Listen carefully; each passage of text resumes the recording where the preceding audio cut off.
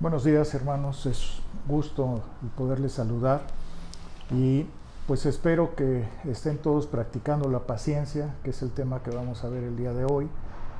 La semana pasada pues estuvimos viendo que debemos de tener paciencia sabiendo que el Señor pronto va a regresar y que podemos estar disfrutando de su presencia, estar en un mundo nuevo en donde ya no habrá pues tanto dolor, tantas penas, tanto sufrimiento.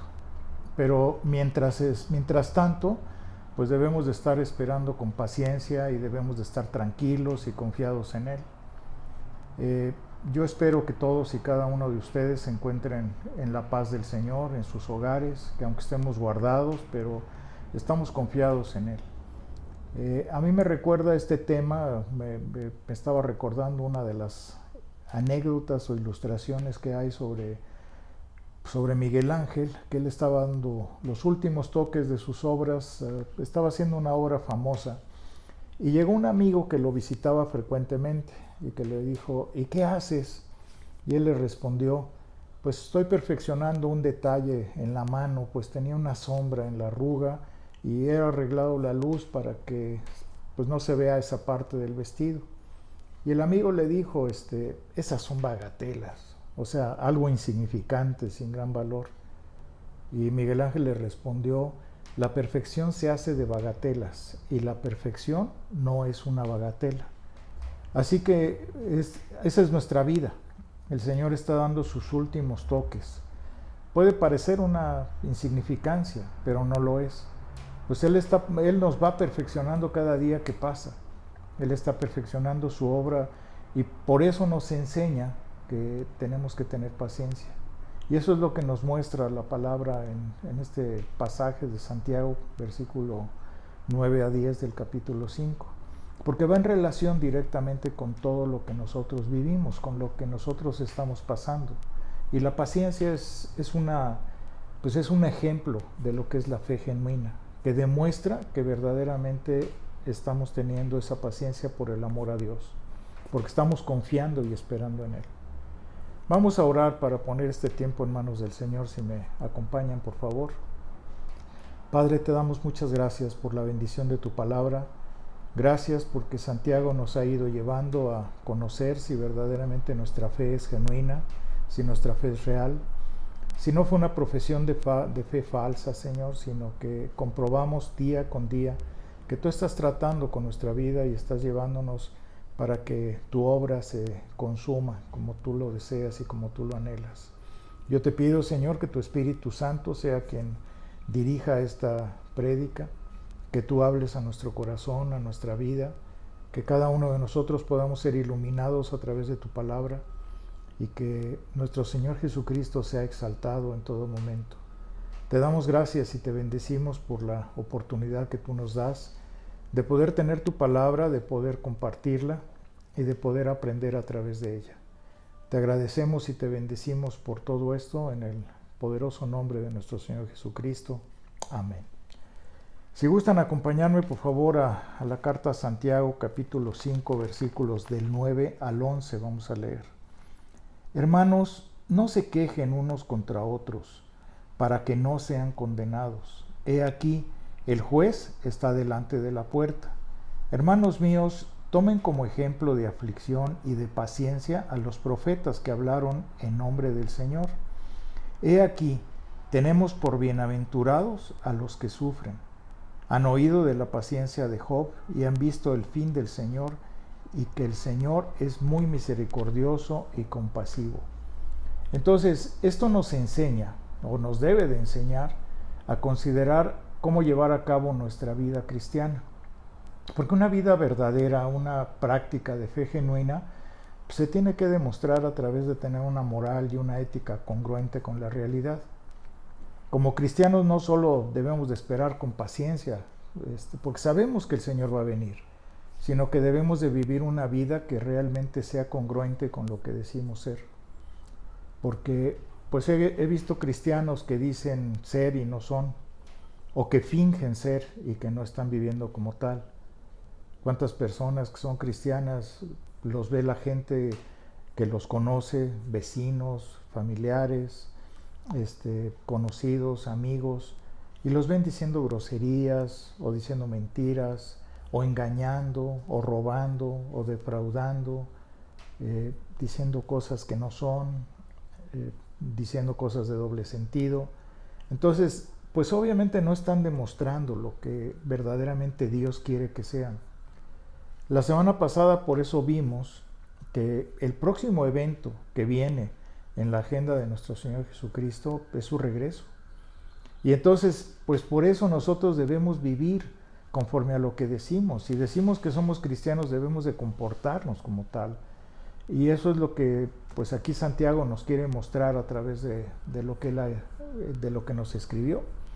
Porque ser hijos de Dios a veces no lo entendemos como debe de ser, pero es un compromiso tremendamente grande. Porque como dice la palabra, nosotros no podemos ser piedra de tropiezo para otros. Que nadie diga, y él dice que es cristiano, porque al actuar de una manera incorrecta, la gente que nos conoce, pues nos va a señalar como hipócritas de la fe. Y pues nuestro testimonio debe ser importante, es muy importante. Pues al decir que somos cristianos, estamos asumiendo la responsabilidad de vivir como lo que decimos ser. Y si no estamos dispuestos a vivir como verdaderos cristianos, es preferible no decir que lo somos. Por ejemplo, los fariseos siempre estaban diciendo una cosa y hacían lo contrario, porque eran unos hipócritas. La semana pasada vimos también que pues, la paciencia es una de las características del nuevo nacimiento. Y para que podamos nosotros analizar este tipo de paciencia, yo lo quise dividir en 3 segmentos.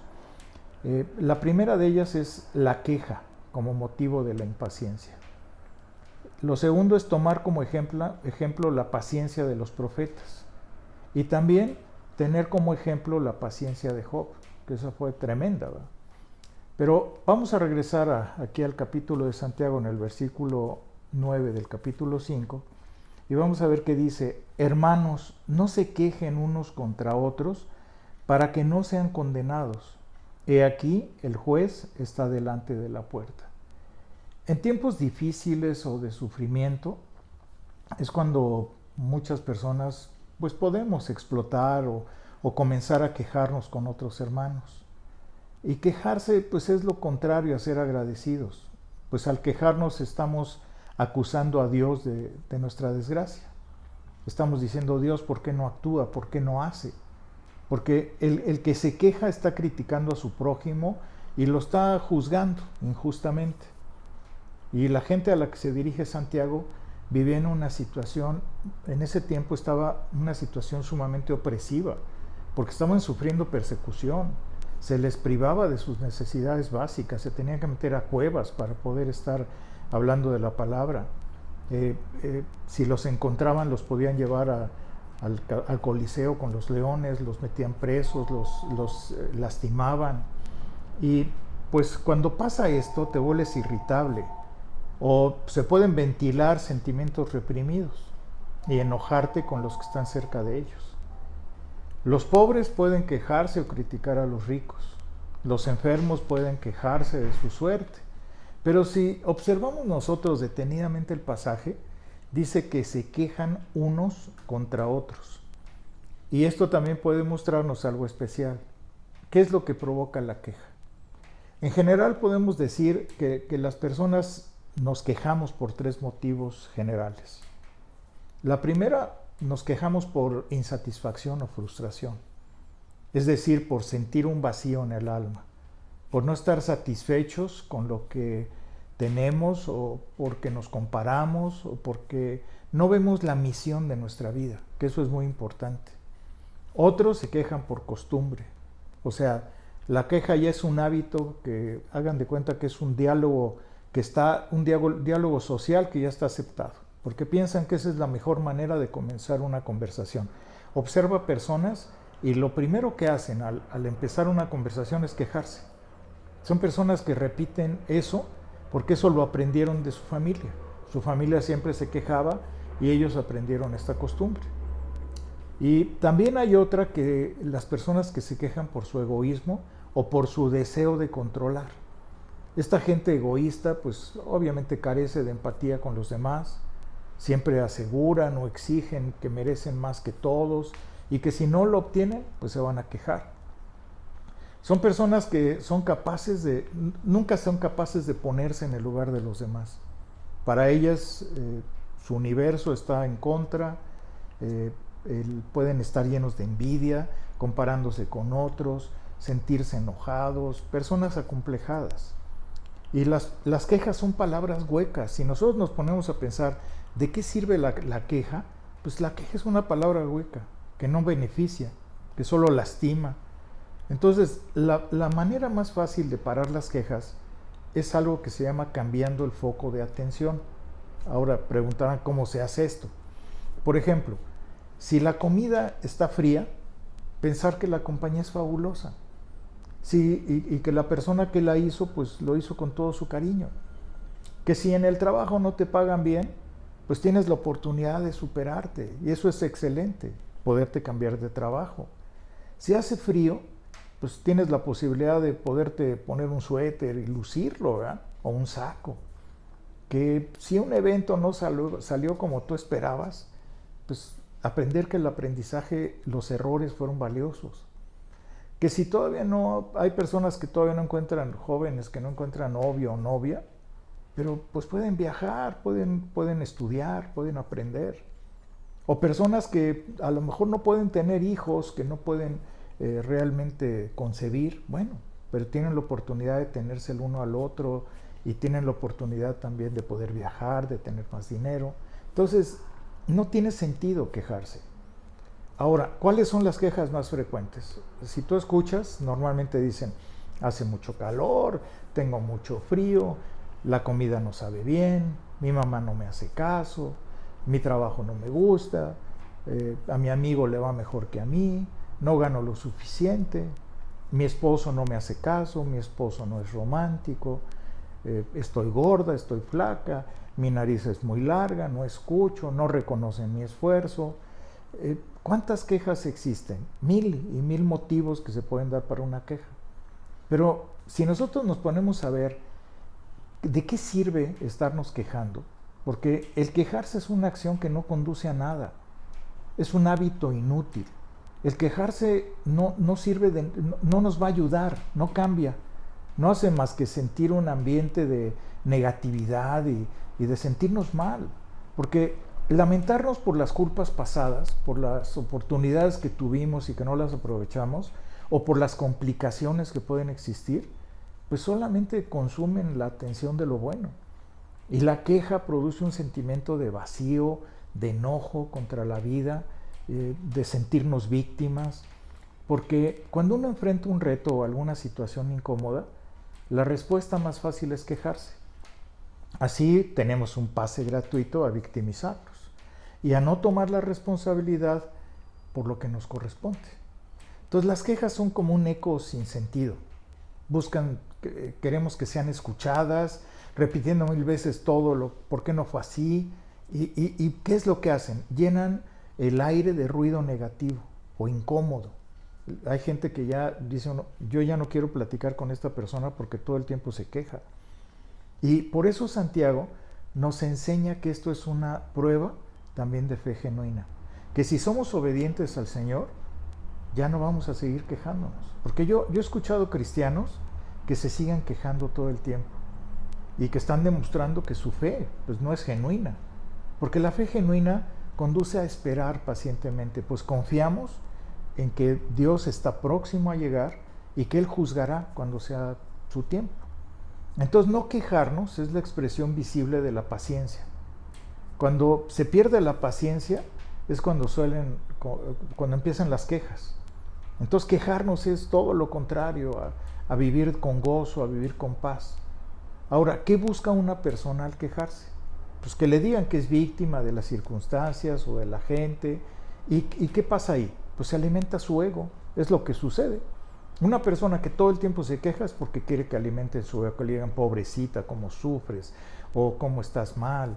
Y por eso Santiago nos dice, ya no se quejen para que no sean juzgados, porque pues él está abogando aquí por la ley de la siembra y la cosecha, ¿no? De que todo lo que sembramos vamos a cosechar. Acompáñenme a ver aquí en Gálatas capítulo 6, versículo 7, podemos ver lo que es la siembra y la cosecha, ¿verdad? Y de que Dios va a tener eso en nuestra contra. No se engañen, Dios no puede ser burlado, pues todo lo que el hombre sembrare, eso también segará. Y esto es así, esta es una realidad de nuestra vida, porque todo lo que nosotros estamos haciendo es lo que vamos a recibir. Recuerden que Santiago pues nos enseñó que algunos que nos creíamos jueces de otros, pues era ocupar el lugar de Dios, en vez de cumplir con la ley de Dios, que es amar a nuestro prójimo y no estarlo juzgando. Y esto incluye a nuestros enemigos o a los que nos caen gordos, ¿no? Entonces quienes se quejan están juzgando las actitudes de otros, y esto pues nos hace ser acusadores de otros. Por eso no debemos esperar, sino esperar simplemente a que Dios haga su obra, ¿no? Porque Dios, por eso dice, el juez está a la puerta. Alguna vez tendremos que considerar esto, que normalmente nos quejamos de alguien porque juzgamos a esa persona y porque nos estamos poniendo en el lugar de ese juez. Entonces, por eso Santiago dice que el juez está próximo a regresar. Y cuando alguien llega, por ejemplo, a la muerte, pues el que se estuvo quejando va a llegar a la presencia de Dios, y Dios lo va a juzgar por cada palabra vana que haya dicho, porque eso dice la palabra. Tenemos que ir pensando en que vamos a comparecer ante el tribunal de Cristo. Ahora, vamos a tomar como parte segunda de esto, vamos a tomar como ejemplo la historia bíblica de cómo fue con los profetas. Veamos el versículo 10 nos muestra esto. Hermanos míos, tomen como ejemplo de aflicción y de paciencia a los profetas que hablaron en nombre del Señor. A veces, pues yo creo que en muchos no hemos considerado a profundidad todo lo que sufrieron los profetas en la antigüedad, porque este es un llamado de parte de Santiago a recordar la historia bíblica. ¿Quiénes eran los profetas? Pues los profetas eran mensajeros, eran representantes de Dios en la administración de su gobierno para que se cumpliera su pacto con Israel. Los profetas fueron hombres de mucha fe y de muchísima valentía. La mayoría de los profetas del Antiguo Testamento fueron hombres que experimentaron mucha soledad, el rechazo, la incomprensión, la persecución y en algunos casos hasta la muerte. Por ejemplo, Moisés tuvo que sufrir la necedad de Faraón al no querer dejar salir al pueblo de Israel, y ya que salieron, tener que soportar a los rebeldes necios israelitas después en el desierto. Elías se tuvo que enfrentar a la hostilidad del peor rey que pudo existir en el norte, de Acab, y de su malvada esposa Jezabel. Isaías, después de venir de una familia de alto rango, él se puso a profetizar, y de acuerdo a lo que cuenta la tradición, pues dicen que él murió bajo el rey Manasés y que fue cortado en dos partes su cuerpo por una sierra de madera. Jeremías tuvo que aceptar el no casarse y tener la oposición durante su ministerio, y además de tener que sufrir el cautiverio, de sufrir la soledad y el rechazo de la gente. Ezequiel, fíjense, Ezequiel vivió con su esposa en una comunidad de exiliados en Judá, y después tuvo que sufrir la muerte de su esposa, y obviamente recibió la orden de no hacer luto, de no llorar, de ser indiferente ante la pérdida de su esposa. No es fácil esto. Él tenía que mostrar los juicios a Israel, porque también tendría que hacer luto Israel por la muerte de sus familias. Y Ezequiel tuvo que ser obediente y se sometió a la voluntad de Dios, no porque fuera insensible, sino porque él tenía que ser un símbolo de que también iba a morir la novia de Dios, que Judá iba a morir. Daniel, por ejemplo, fue separado de su familia como a los 14 o 15 años. Tuvo que sufrir la envidia de los demás por su sabiduría, y por eso mismo, por esa envidia, que fuera lanzado al foso de los leones por su fidelidad a Dios. Se oye fácil, pero imagínate estar en el foso de los leones y estar esperando a que, si Dios quiere, te va a salvar, y si no, no. Se oye sencillo leer esto en la palabra, pero no es fácil.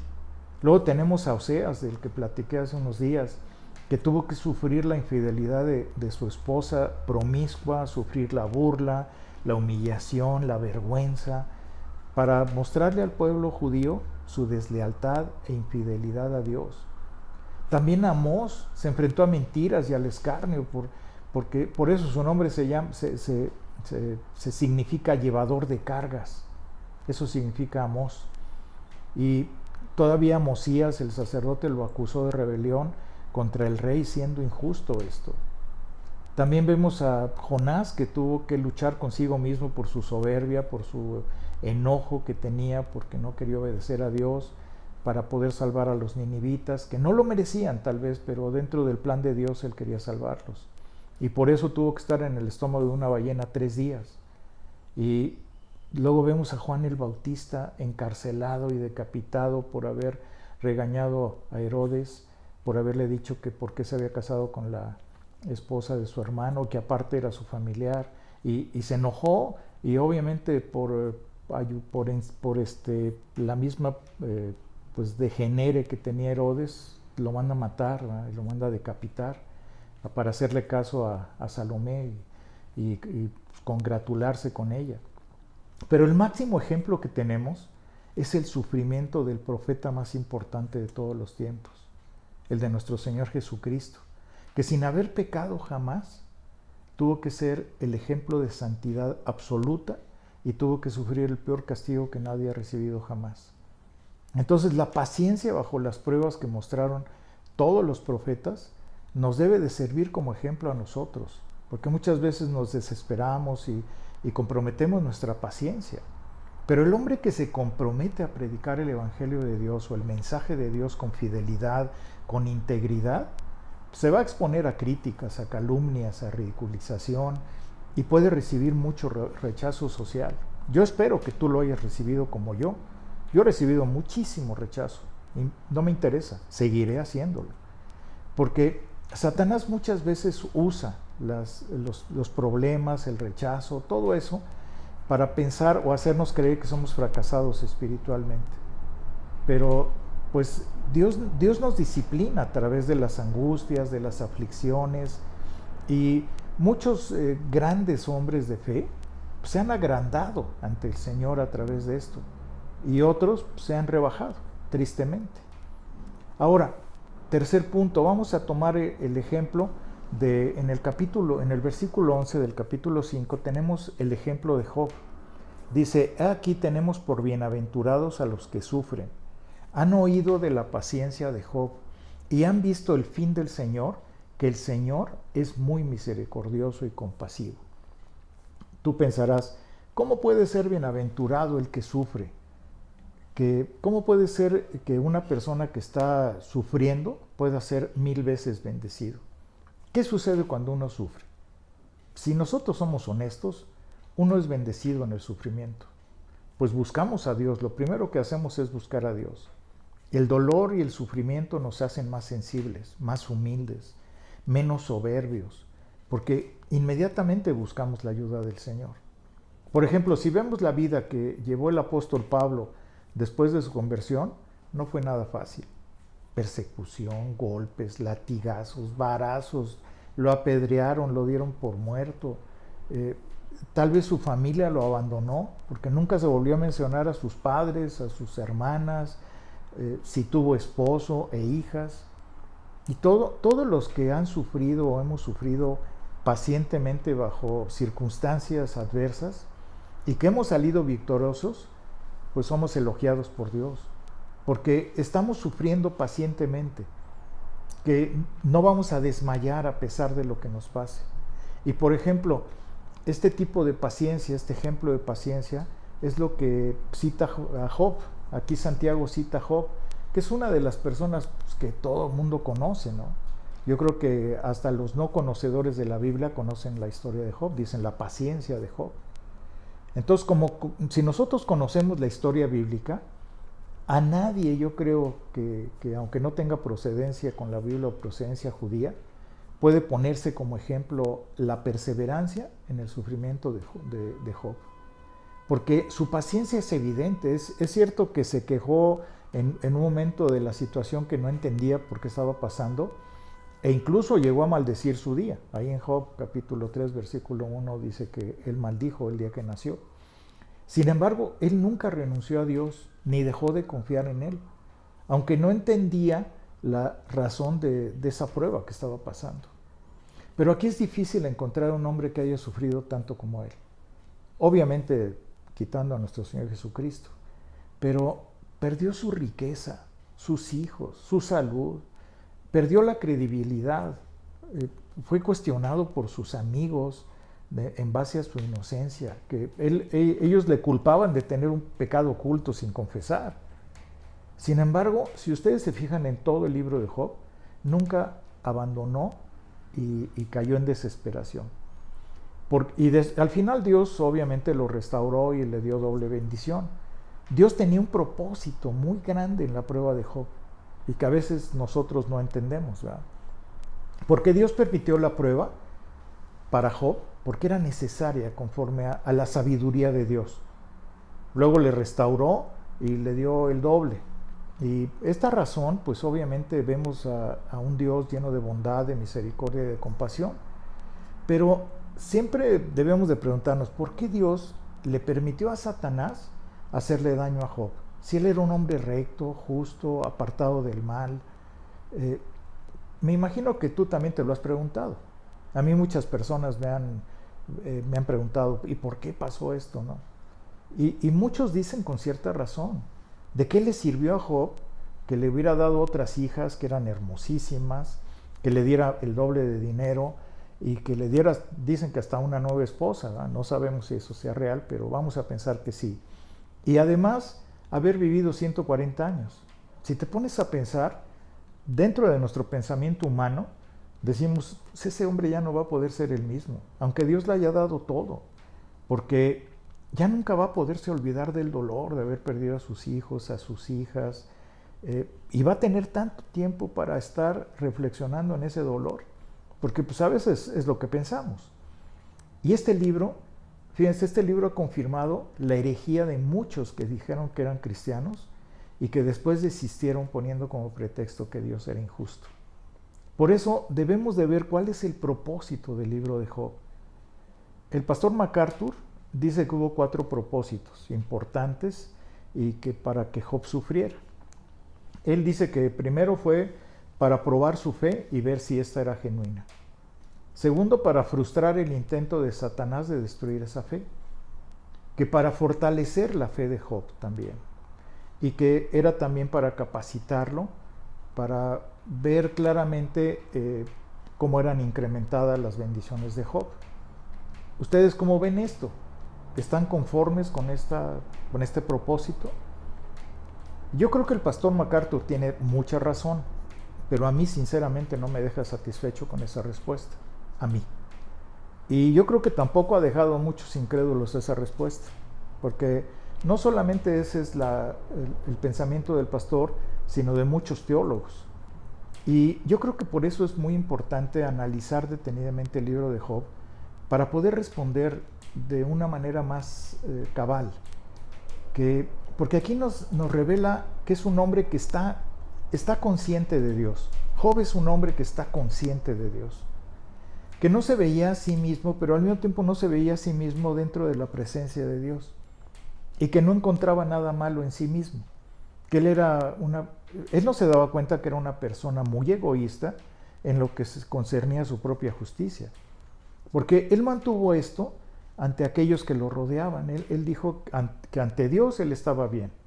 Sus amigos obviamente creían en el principio de la retribución, que si pecas te va a ir mal. Si pecas, entonces vas a sufrir. Y en parte bíblicamente tenían razón, aunque no toda. Job les decía que no había pecado, y en parte también tenía razón. Pero sus amigos invirtieron la causa y el efecto, y estaban diciendo que todos los sufrimientos se explican por el pecado.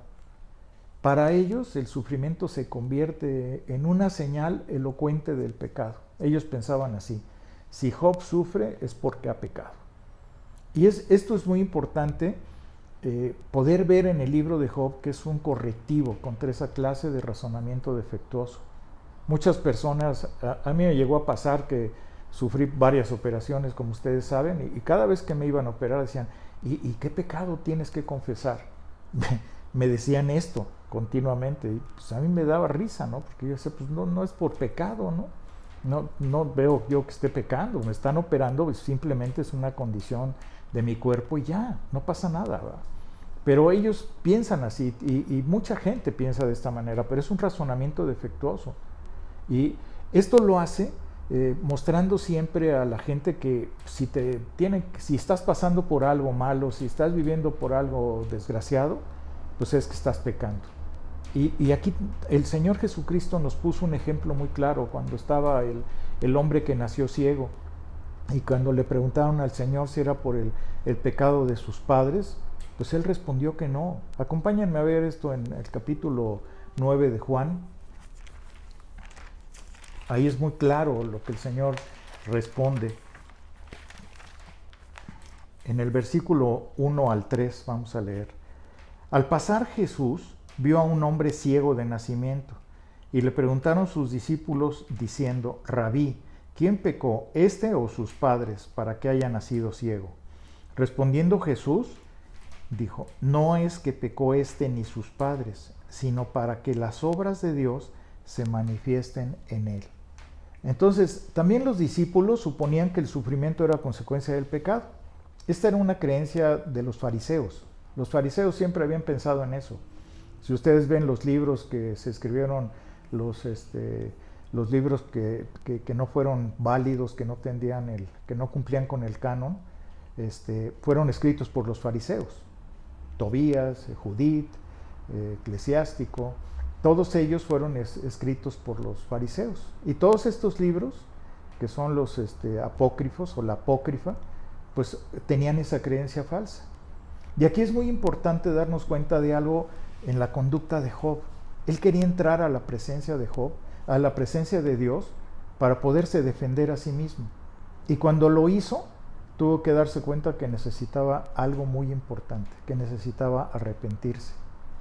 Porque en el capítulo 31, si ustedes revisan el capítulo 31 de Job, vamos al capítulo 31 para que ustedes puedan ubicar esto, porque es muy interesante. Todo el capítulo 31, Job trata de afirmar su integridad, él busca integridad.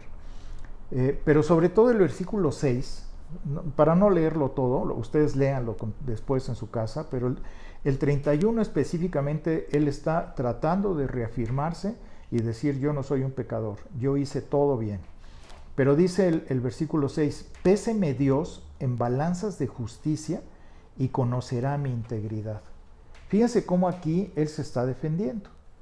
Pero hay una parte en el libro, en el capítulo 38 al capítulo 42, donde Dios le da una convencidita de su ignorancia, ¿verdad? Porque Dios le muestra y le dice, ¿quién soy yo para ti? Tú no me conoces, tú no sabes ni quién soy yo.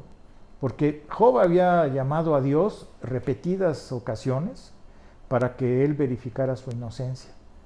Y finalmente, pues Dios acude a estos comentarios que él está haciendo en el capítulo 38 al 42 para verificarle otra situación, ¿verdad? Porque ahí es donde se da cuenta. Entonces, Dios estaba dispuesto a defender a Job, pero tenía que llevar primero a Job a un entendimiento del por qué debería de arrepentirse.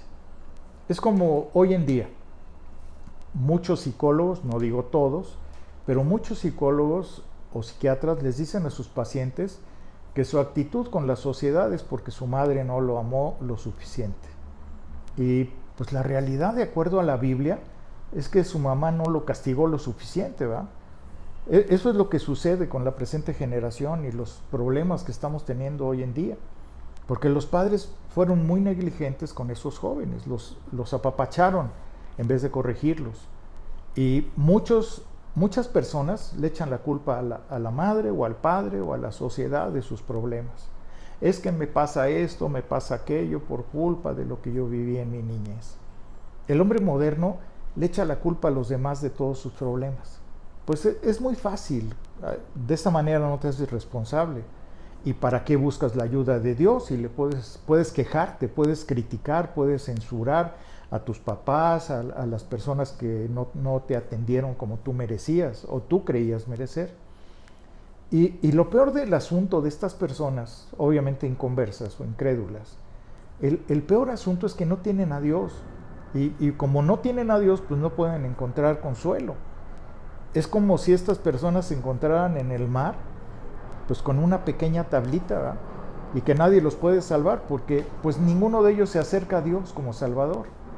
Y en el caso de Job, pues él no reconocía que necesitaba arrepentirse, porque así como el hombre moderno que no está consciente de nada. Entonces yo los invito a que podamos considerar el libro de Job desde otro punto de vista, totalmente diferente. Porque el propósito principal del libro de Job, ¿saben qué es el propósito? El verdadero propósito es el de enseñar arrepentimiento. Les voy a poner un ejemplo muy claro. Por ejemplo, Manasés, en el libro de Reyes. Si ustedes buscan al rey Manasés, era un hombre totalmente malvado, que hizo miles de cosas equivocadas, pero después se arrepintió. Tenemos otro ejemplo, Saulo de Tarso. Persiguió a la iglesia, era el enemigo del Señor Jesucristo, pero también se arrepintió. Otro ejemplo es San Francisco de Asís, un pecador libertino, hizo tantas cosas equivocadas, pero también se arrepintió. ¿Y Dios por qué no escogió o eligió a ninguno de estos hombres? Debemos de considerarlo, podía haber escogido a cualquiera de estos en vez de Job. Eligió más bien a un hombre de ese tiempo y nos muestra que era el mejor hombre de su época. Era un varón perfecto, recto, temeroso de Dios y apartado del mal, dice la palabra. Y que a pesar del ataque manifiesto de Satanás, retuvo su integridad. Pero este hombre así de perfecto necesitaba arrepentirse. Por eso al final, en el capítulo 42, dice Job, de oídas te había oído y ahora mis ojos te ven. Por tanto, me arrepiento. Este es el verdadero propósito del libro. Los otros son resultados de lo que consiguió el Señor con el arrepentimiento, que es lo que manifiestan los teólogos. Pero no es el propósito verdadero. Esos son los resultados. Y esto debería enseñarnos a cada uno de nosotros que no importa lo bueno que nos creamos ser, pues ante los ojos de Dios no lo somos. Entonces necesitamos arrepentirnos verdaderamente de que a pesar de creernos que somos los mejores hombres y mujeres del planeta Tierra, necesitamos arrepentirnos. Porque la cuestión de la sabiduría es la médula del libro. Ese es otro. El tema del sufrimiento de personas que son inocentes, pues es lo que mueve la historia aquí y surge la pregunta, fíjense cómo Job se creía sabio, los amigos de Job se creían sabios. Entonces aquí surge la pregunta, ¿quién es sabio? Aunque virtualmente todos los personajes del libro alegaban sabiduría, pensaban que ya sabían todo. Y solamente al final del libro, Dios nos habla, después de toda la tormenta, nos habla cómo resolver el asunto de una vez por todas. Porque no hay ninguna discusión. Ningún ser humano puede ser legítimamente sabio o querer reclamar la sabiduría. Porque Dios es la fuente de la sabiduría. Y Él la distribuye como mejor le parece.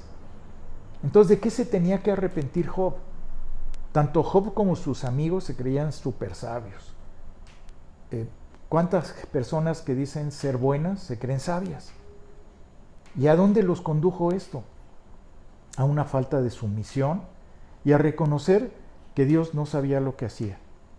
Y esto es una herejía, porque Dios siempre sabe lo que hace, sea lo que sea. Él es el único sabio. Y si Dios permitió que Job tuviera que vivir eso, fue dentro de la sabiduría perfecta de Dios. Entonces la historia de la relación entre Dios y el sufrimiento humano pues no acaba con el libro de Job, porque Job enseña que Dios tiene el control, que Él reprende al inocente y que sufre por cuestionar, que el hombre siempre va a sufrir por cuestionar la sabiduría de Dios. Porque todos queremos decir, es que pasó por esto y pasó por aquello. Y lo que el libro nos está enseñando es que Job respondió de manera adecuada con arrepentimiento. Porque la respuesta humana verdadera, que cuando hay una respuesta favorable hacia las cosas de Dios, nos debe de llevar al arrepentimiento y a la sumisión. Siempre. Esto no puede variar, no puede cambiar. Siempre debemos nosotros de ver que si nosotros somos verdaderamente inteligentes, debemos de entender que el único sabio en el mundo es Dios. Que nosotros no podemos estar adivinando o querer adivinar lo que pensó o lo que hizo Dios, porque Él sabe lo que hace.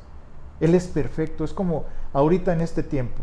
¿Cuánta gente hay que cree estar adivinando lo que pasa? Muchos, me incluyo, ¿no? Pero Dios sabe lo que hace. Dios es perfecto.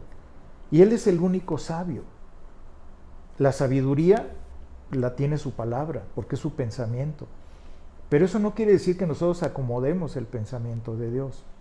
Entonces el libro de Job nos habla perfectamente, nos deja claramente que debemos de tener sumisión ante Él, entender que Él es el único sabio y que tenemos que arrepentirnos. ¿Arrepentirnos de qué? Pues de nuestra soberbia, de creer que sabemos, de creer que conocemos. Por eso dice al final, si ustedes me acompañan otra vez aquí a Santiago, en el capítulo 5, versículo 11, dice: He aquí, tenemos por bienaventurados a los que sufren. Habéis oído de la paciencia de Job, y esto es importante, y habéis visto el fin del Señor, que el Señor es muy misericordioso y compasivo. Esta es la palabra clave: habéis visto el fin del Señor. ¿Cuál es el fin del Señor? Que el Señor quiere nuestro bien. El mismo contexto nos enseña que el ejemplo de Job nos indica cuál es el fin del Señor. Pues que nos arrepintamos y que si lo hacemos con sinceridad, pues Él es misericordioso y compasivo. O sea, nos lleva a eso último. Porque Santiago termina su exhortación a soportar con paciencia las pruebas, enseñándonos que el carácter santo del Señor pues va a estar con nosotros, que cualquier prueba, cualquier sufrimiento, cualquier persecución que nosotros podamos afrontar, podemos soportarnos con paciencia por medio de la esperanza de que sabemos que el Señor va a venir, que algún día va a regresar. Entonces, ¿tú tienes algo de qué arrepentirte? Si crees que no, entonces estás como Job, creyéndote bueno todavía y que quieres defender tu integridad, y tal vez hasta sigues justificándote. Y lo que necesitas es arrepentirte. O también arrepentirte de haberte creído sabio. ¿Cuántas personas he conocido yo que entran a los seminarios bíblicos y creen que saben todo? Se creen sabios. Y se tienen que arrepentir de eso. Para que Dios los use profundamente y como Él desea dentro de su verdadera sabiduría, se tienen que arrepentir de haber creído que son sabios. Porque son personas que se les sube, que se creen que ya saben todo, y el único que sabe todo es Dios. Y ahora, si tú estás escuchando esta prédica y Dios te ha hablado, hoy es un día especial para que tú te arrepientas y que le entregues tu vida al Señor. ¿Cómo hacerlo? Pues diciéndole al Señor que te arrepientes de tus pecados y que le quieres entregar tu vida. Es así, simplemente es reconocer el señorío de nuestro Señor Jesucristo. Reconocer que Él fue a la cruz a morir por nosotros para salvarnos, que tuvo que entregar su vida para pagar por nuestros pecados. Esto es lo que tenemos que hacer: arrepentirnos y reconocer a nuestro Señor Jesucristo como el Señor de nuestra vida y entregarle nuestra vida. Ahora, hoy nos toca, hoy vamos a tomar la cena del Señor, hoy nos toca estar en la mesa del Señor. Este es un tema especial porque algunos pastores consideran que en este tiempo pues no se debería de llevar a cabo la cena del Señor, porque pues ellos opinan que no estamos juntos en la iglesia, y yo respeto su opinión. Sin embargo, pues yo considero que no estamos haciendo daño al tomarla y que es un mandato que debemos obedecer, porque el Señor dice: hagan esto todas las veces que la beban en memoria de mí. Hagan esto, es un mandato del Señor. Y pues yo considero que debemos de ser obedientes a Él como iglesia. Cada iglesia es autónoma y nosotros como iglesia hemos decidido, o yo he decidido, que podemos tomar la cena del Señor, porque Pues la cena del Señor es recordar el valor de la muerte de nuestro Señor Jesucristo, y es un elemento fundamental para que celebremos la cena del Señor y que seamos obedientes a este mandamiento. Porque en el tiempo de la iglesia primitiva, en donde había muchísima persecución, pues seguramente tenían que llevar a cabo la celebración a veces en sus casas en ese tiempo, porque pues si los descubrían en la calle o algo, o que estaban juntos, posiblemente los iban a matar. Y hay otro hecho muy importante, que cuando el Señor Jesucristo toma la cena con sus discípulos, esa última cena, pues Él estaba con ellos, pero no estaban todos los creyentes reunidos, no estaban todos no estaban todos convocados, como en este tiempo, que no podemos hacerlo. Espero que ya el próximo mes podamos hacerlo en la iglesia, pero mientras tanto yo creo que es importante hacerlo. Acompáñenme por favor a 1 Corintios capítulo 11, en donde vamos a llevar a cabo esta cena. Recordemos que cuando nosotros tomamos la cena del Señor, debemos de tener la conciencia muy clara de tener un arrepentimiento honesto y sincero, porque no es cuestión nada más de tomar la cena del Señor. Es decir, Señor, ¿en qué he pecado? ¿Qué he hecho mal en contra de ti? Perdóname. Es tan importante el saber que estamos sentados en la mesa del Señor, que estamos siendo invitados por Él y que no podemos dejar esto atrás. Tenemos que hacer conciencia real, honesta, transparente, de que si yo he cometido pecado en este mes, en este tiempo que no habíamos tomado la cena, necesitamos arrepentirnos, porque si ustedes ven lo que dice el capítulo 11, versículo 27, dice que no podemos tomar la cena indignamente. Indignamente quiere decir que estemos sentados tomando la cena y que no nos hayamos arrepentido. Y arrepentido quiere decir comprometernos con el Señor para no volver a hacer lo que hicimos, sea lo que sea. Dios está dispuesto a perdonar lo que sea, pero ¿qué es realmente arrepentirnos? Pues no volver a cometer el mismo pecado. Es decir, estaba acá, me regreso hasta acá y jamás lo vuelvo a hacer. Y eso es comprometernos a tener una vida en santidad, a vivir de una manera totalmente diferente a la que hemos vivido. Acompáñenme a leer, por favor. Porque yo recibí del Señor lo que también les he enseñado, que el Señor Jesús, la noche que fue entregado, tomó pan, y habiendo dado gracias, lo partió y dijo: toman, coman, esto es mi cuerpo, que por vosotros es partido, haced esto en memoria de mí. Asimismo tomó también la copa después de haber cenado, diciendo: esta copa es el nuevo pacto en mi sangre. Hagan esto todas las veces que la bebieran en memoria de mí. Así pues, todas las veces que comieran este pan y bebieran esta copa, la muerte del Señor anuncian hasta que Él venga. De manera que cualquiera que comiera este pan o bebiera esta copa del Señor indignamente, será culpado del cuerpo y de la sangre del Señor. Y aquí me interesa mucho que veamos este pasaje. Por tanto, pruébese cada uno a sí mismo y coma así del pan y beba de la copa. Porque el que come y bebe indignamente sin discernir el cuerpo del Señor, juicio come y bebe para sí. Por lo cual hay tantos enfermos y debilitados entre ustedes y muchos duermen. Pues si nos examinamos a nosotros mismos, no seríamos juzgados. Entonces, por eso es tan importante que podamos hacer una reflexión. Yo quiero que nos tomemos un minuto en este tiempo, que reflexionemos y que por eso dice que nos probemos, que nos examinemos. Acuérdense del Salmo 139, dice: examíname, oh Dios, conoce mi corazón, prueba mis pensamientos y ve si hay en mí camino de maldad. Entonces, vamos a tomar este minuto para examinarnos, para ponernos a cuentas con el Señor. Que Él examine si hay algo que está sucio, mal dentro de nosotros, que esto sea una reflexión y que Él nos muestre para podernos arrepentir. Tomemos un minuto, por favor.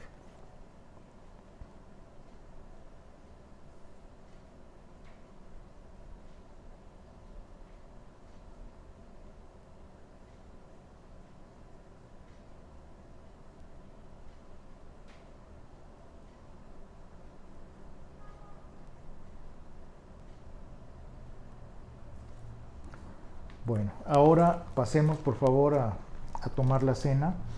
Y dice, y habiendo dado gracias, dice, la noche que fue entregado, tomó pan y habiendo dado gracias, lo partió y dijo, tomad, comed, esto es mi cuerpo, que por vosotros es partido. Hagan esto en memoria de mí. Tomemos del pan, por favor. Señor, te damos gracias por la bendición que tú nos das de poder compartir, de poder participar de tu cena. Yo te pido que tú bendigas este pan, Señor, que tú bendigas esta galleta que vamos a tomar, entendiendo que tu cuerpo fue partido por culpa de nosotros. Reconocer y aceptar todo esto, Señor, nos lleva al entendimiento claro de lo que tú hiciste en esa cruz. Te pedimos que bendigas este elemento del pan. Te damos gracias y te bendecimos por ello. Tomemos del pan, por favor.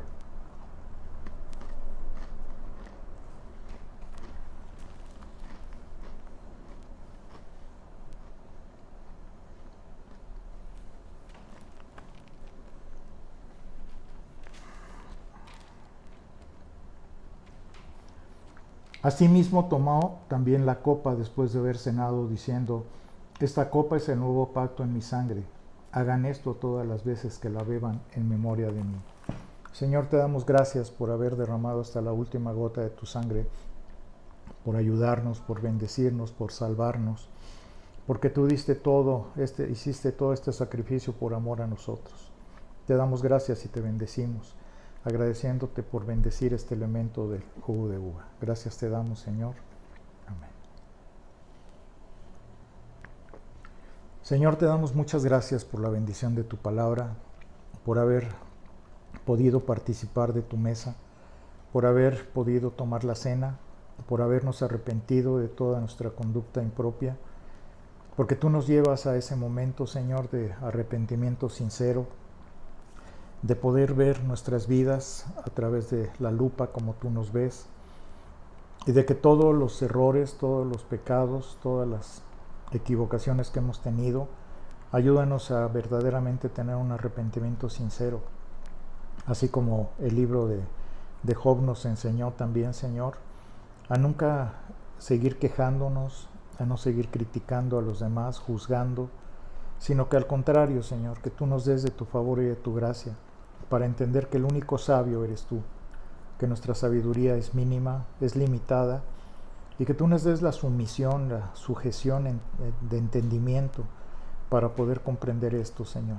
Quita de nosotros toda soberbia, haznos humildes, Señor. Ayúdanos a verdaderamente tener humildad en nuestra vida y a vivir en esa sabiduría que solamente tú tienes, Señor. Que nosotros no nos sintamos sabios, que nosotros aprendamos de ti y aprendamos de tu palabra, a entender que solamente tú eres el único justo y el único sabio, y que asimismo, Señor, esto nos lleve a un verdadero arrepentimiento sincero. Te damos gracias. Yo te pido que bendigas a toda la familia de Plenitud de Vida en Cristo, que tu rostro resplandezca siempre delante de cada uno de los familiares, de las personas que amamos, Señor. Y asimismo yo te pido que en este amor de todos en unidad, que podamos regresar a nuestra iglesia cuando tú así lo dispongas. Te damos gracias y te bendecimos por todo esto, dándote la honra y la gloria, Señor Jesucristo. Amén.